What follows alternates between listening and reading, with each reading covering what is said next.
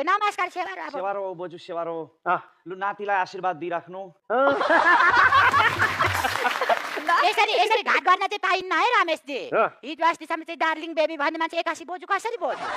यो हिजो अस्ति भनेको करिब 40-50 वर्ष अगाडि हुनुपर्छ दाइ मेरो घरमा के भन्छन् भने मेरो अनुहार मेरो हजुरबुवासँग ठ्याक्कै मिल्छ अरे हजुर हजुर त्यही भएर यो हजुरबुवाको करनी चाहिँ म भोग्दैछु कि जस्तो लाग्छ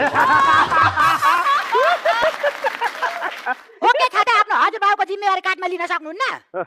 बोजू नै बेहोर्न त कसरी संस्कार बोजू भनेपछि त डोरी गाउने फिलिङ्स पनि हराउँदो रहेछ